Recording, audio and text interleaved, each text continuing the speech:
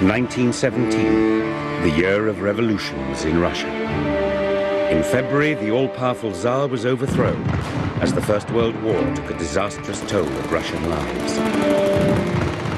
A socialist, Alexander Kerensky, became prime minister, but chose not to end the war. After months of civil unrest, his arch-rival, Vladimir Lenin, overthrew him in what became known as the October Revolution.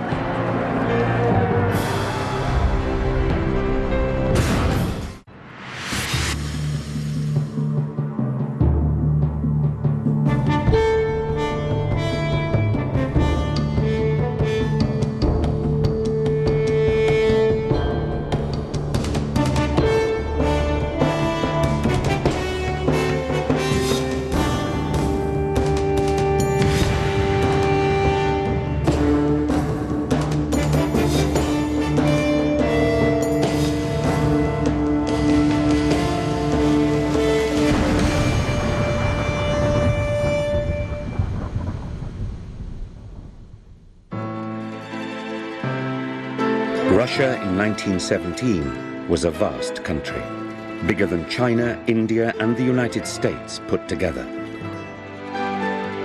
Two men would vie for control of this colossus. Both had grown up in the same hometown of Simbirsk on the Volga River, and they shared similar backgrounds. Alexander Kerensky's father was a schoolteacher in the town. Lenin's father was the inspector of schools for the Simbirsk region. Lenin was born Vladimir Ulyanov. The Ulyanovs were a prosperous middle-class family. The father, Ilya, was a champion of education and had set up several hundred schools in his region.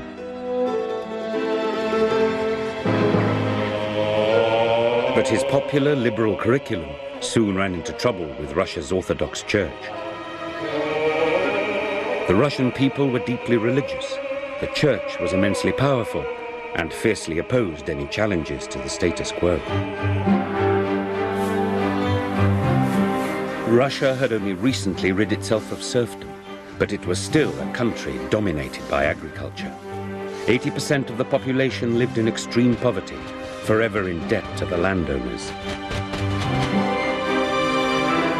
Industries were expanding rapidly and drew huge numbers of people from the land. But with low wages and long hours, life in the factory was no better.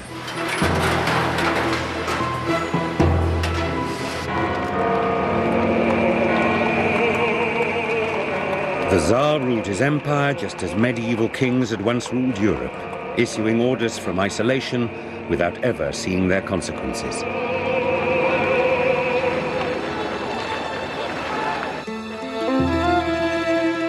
Lenin's older brother, Alexander, was a student at St. Petersburg University.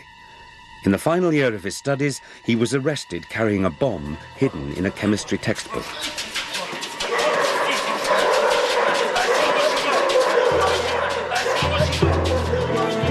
Alexander was hanged for attempting to assassinate the Tsar. His brother's criminal record meant that Lenin's family was ostracized.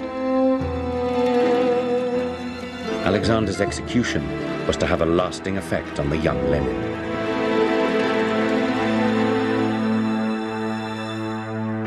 One person who stood by the family was Alexander Kerensky's father, Fyodor. Courageously, he wrote to recommend Lenin to university to study law. As the brother of a revolutionary martyr, Lenin was immediately drawn into student politics. Soon he was expelled from the university and ordered to confine himself to his grandfather's dacha. It was here that Lenin first read Karl Marx. His principal motive was hatred. Marx's doctrine of class war, relentless and aiming at the final destruction of the enemy, was congenial to his emotional attitude. He hated not only the Tsar and the lawless and arbitrary rule of the police, but their opposites, the liberals and the bourgeoisie. He spent 4 years in exile. Finally, the authorities relented and allowed him to sit for the bar.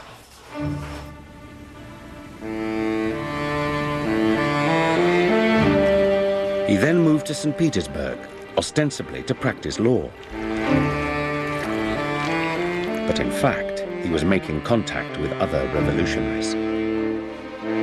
In 1897, arrested for inciting strikes, Lenin was exiled to Siberia. Meanwhile, a new Tsar had come to power. But Nicholas II was no reformer. Emperor of all the Russias, Grand Duke of Lithuania and Finland, Tsar of Poland and Siberia, and much else. Lenin was able to devote much of his time to corresponding with the communist intelligentsia of Europe. He became a prolific writer. It was while in exile that he formulated his concept of the professional revolutionary, people whose career was dedicated to the overthrow of capitalist governments throughout Europe. The Russian worker will lead the proletariat by direct road of open political struggle to the triumphant communist revolution. Lenin wasn't writing only about factory workers. To him, agriculture too operated under the same capitalist conditions. The landless poor were being exploited by the rich peasants and landowners. All were their class enemies.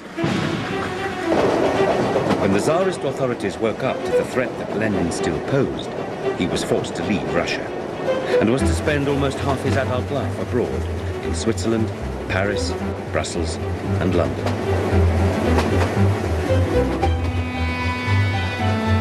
He was the guiding force behind what became known as Bolshevism. The Bolsheviks were full-time revolutionaries dedicated to the forcible overthrow of the Tsar. Their newspaper, called Iskra, the Spark, became the underground gospel of Russian socialism. Revolution is a tough business. You can't make it wearing white gloves and with clean hands. Give us an organization of revolutionaries and we will overthrow Russia. Tsar Nicholas II, isolated in his own world, was completely ignorant of what was going on in his own country. The ostentatious wealth of his royal court was in stark contrast with the lives of most Russian people.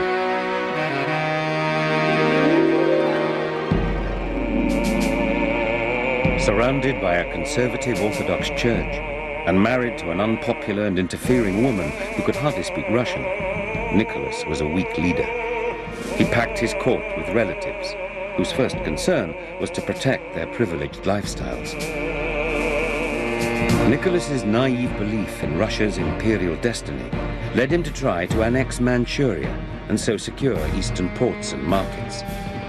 Japanese interests were threatened, and in 1904, war broke out.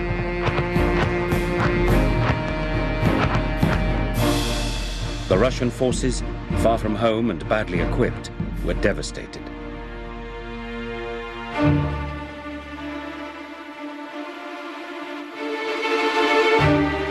It was then that the first cracks in Tsarist rule appeared.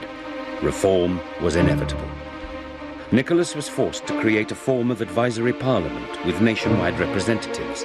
It was called the Duma. One of the Duma's few independent voices was Alexander Kerensky. Like Lenin, Kerensky had gone on to study law, and like Lenin, had become a passionate socialist. Despite being an elected member of the Tsar's parliament and a committed Democrat, Kerensky continued to travel across the country, meeting revolutionaries and planning the Tsar's overthrow. Я считаю, наша главная задача. Мы должны избавиться от коррумпированного царского режима. Вот эти трусы и клоуны, они должны быть выметены из нашей страны. He soon came to see himself as Russia's savior. Россию к свободе. Kerensky and Lenin had very different philosophies. Kerensky wanted the poor to become rich by working hard in the new Russia. Lenin wanted the rich to become poor by the redistribution of their wealth. Neither Lenin nor Kerensky had much influence on Russian politics until World War I changed the face of Europe.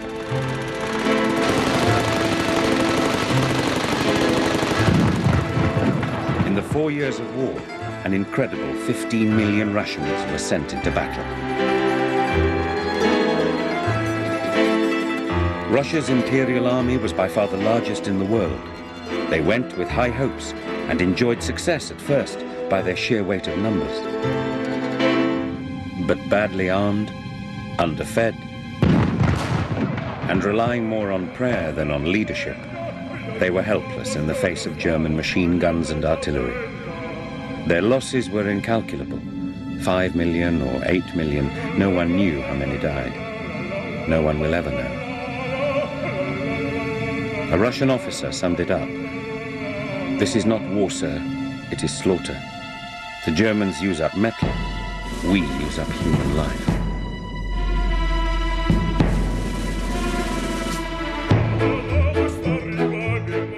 In the summer of 1916, Tsar Nicholas insisted, against all advice, on taking direct charge of the armed forces. From that point on, he would be personally identified with every military failure.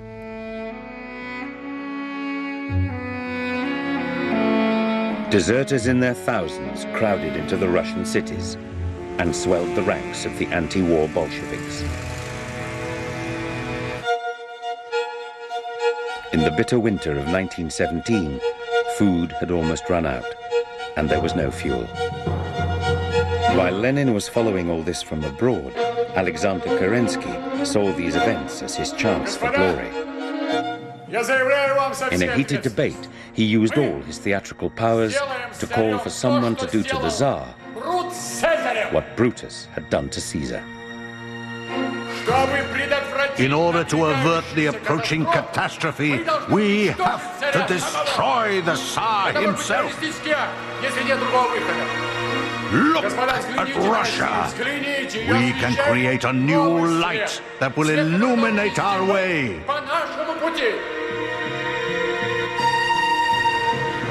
In February 1917, there came a sudden thaw. The skies cleared, and people took to the streets. Demonstrations became riots. The Tsar's elite guard, the Cossacks, refused to shoot at the crowds. On March the 2nd, Tsar Nicholas was forced to abdicate. 300 years of Tsarism had come to an end. The last absolute monarch in Europe was gone.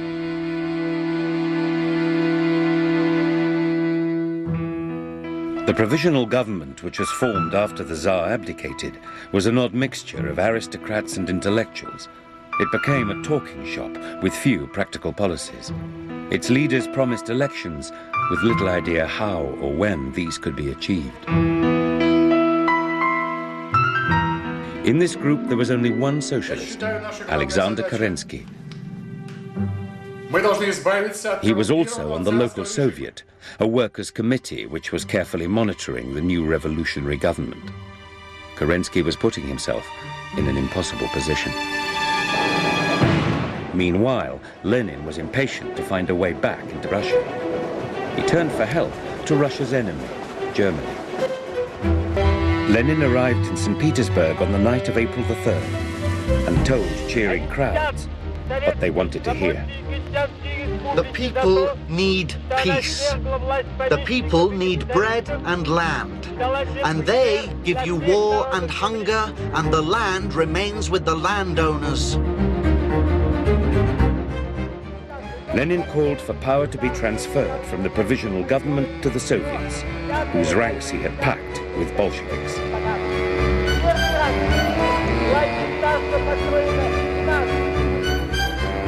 In the days that followed, crowds heard his repeated call for peace to the soldiers, land to the peasants, and freedom for the workers. To the disillusioned soldiers and starving workers, his words struck home. 3 times between April and July, Bolsheviks would attempt, under the cover of anti-war demonstrations, to take St. Petersburg by force. But each time, at the last moment, Lenin lost his nerve. Kerensky, now the provisional government's war minister, was convinced that Russia could and should win the war. He toured the front lines, making emotional appeals to rally the troops. According to one witness, crowds gathered for hours to catch a glimpse of him. His path was everywhere, strewn with flowers. Soldiers ran for miles after his motor car, trying to shake his hand. but the human losses Russia had suffered were more than the country could sustain. Despite all Kerensky's personal magnetism, the June offensive against Austria collapsed. The troops deserted in droves. Kerensky, once the adored leader, became the new focus for the revolutionaries' anger. Well disciplined by Lenin, the Bolsheviks cleverly offered Russia's weary troops an end-to-war policy. A warrant was issued for Lenin's arrest on the charge that he was a German agent. Lenin went into hiding. Disguised as a railway worker, he evaded Kerensky's police and fled St. Petersburg. Alexander Kerensky, despite his military failures, became Russia's prime minister and moved into the Tsar's suite in the Baroque grandeur of the Winter Palace. Since the days when Catherine the Great had first lived here in 1762, the Winter Palace had never been occupied by a commoner, let alone a socialist. Throughout August and September, the provisional government lurched from crisis to crisis. Kerensky, always more fearful of a Tsarist counter-coup than a left-wing revolution, chose to imprison the Tsar and release the Bolshevik leaders.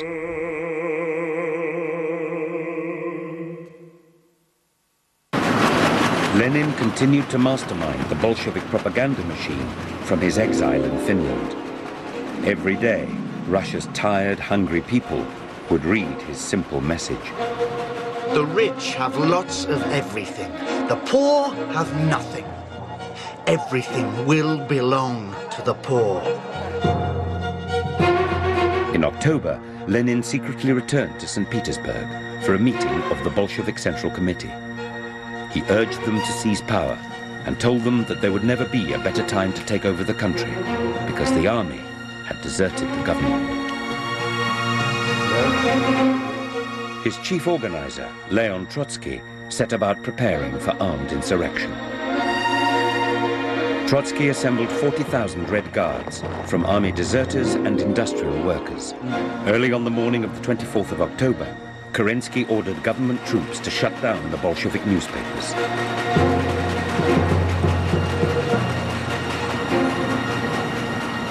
With the oxygen of publicity denied them, Kerensky believed he had delivered the Bolsheviks a fatal blow. But within hours, Bolshevik troops retook the presses. Lenin decided that it was time to strike. Everything hangs by a hair. We must this very evening arrest the ministers. To delay the uprising is death. That night, 5,000 Bolshevik troops were mobilized.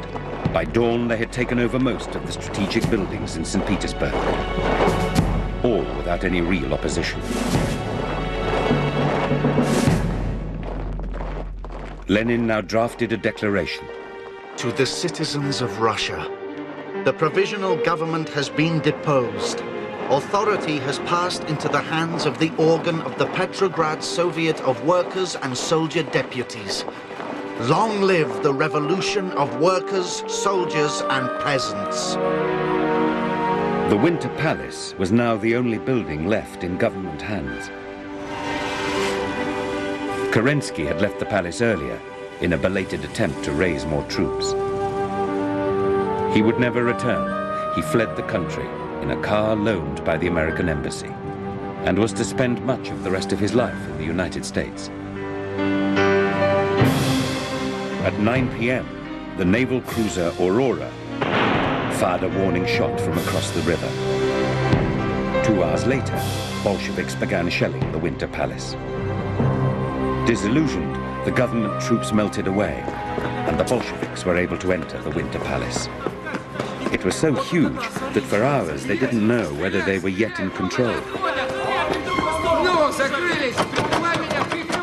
Finally, the Bolsheviks reached the Malachite Room, where a handful of cadets and a battalion of women soldiers were all that remained to defend the government. At 2 a.m., the provisional government was found in a small dining room and arrested. With scarcely a shot fired, Lenin had taken control of Russia. In November, Lenin went ahead with the election which the Kerensky government had promised. The Bolsheviks gained only 25% of the vote. Lenin ignored the result, claiming that the election was irrelevant. The coup was complete.